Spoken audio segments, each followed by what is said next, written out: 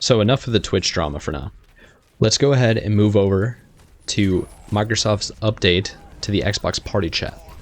So for those of you that are not aware, the Xbox Party Chat is a peer-to-peer voice connections. So when you connect directly to another person in chat, voice communications at least, in Xbox Party, you are directly connected to them, meaning that they can get your IP address. Now, there's been a growing concern in the Rainbow Six community where they posted to the subreddit, or one of the users posted to the subreddit, that basically said, with the Xbox Siege now being on Game Pass, essentially, if you have Xbox Game Pass, you can play the game for free. There's a reminder to not accept random party invites. Players can DDoS your network through this using your IP address if you join.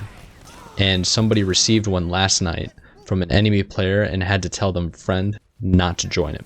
So essentially you're having people that are on the opposing team find and see somebody, go to the recent players or in the game, click on them and invite them to a party chat so that they can IP trace them, isolate their account, DDoS their network, essentially sending empty packets to overload their network to kick them offline or kick them out of the game is ultimately what they're trying to do. On the subreddit, it gathered the attention of the Xbox engineer Bill Redman. He made a post that has said, "Hey all, we know this is a problem. We are actually phasing out P2P, player-to-player or peer-to-peer voice communications for party chat completely, which we've been working on quite a bit in the background to stop this very problem.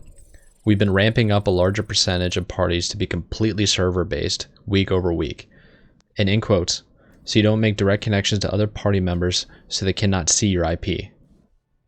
And soon should have no more P2P based parties." So for those of you that were completely unaware of this problem, it's been solved. You don't need to worry about it. For the other competitors that go into matchmaking, take it super seriously, and you're really nervous about, like, hey, why is that guy on the other team? Why do you send me an Xbox party invite? Don't accept it for the time being. I'm sure Xbox will eventually make an announcement and come out and say, hey, it's now on the servers. You don't have to worry about it anymore. They can't find your IP. You're going to be fine. No worries.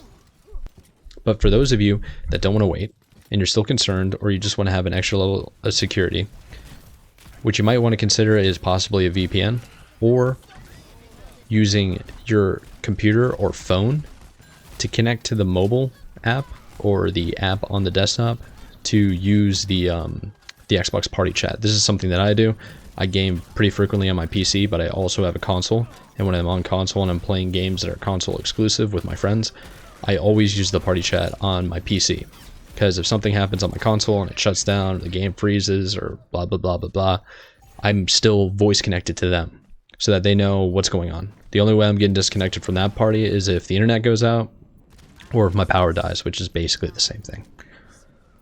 So a little pro tip for anybody there.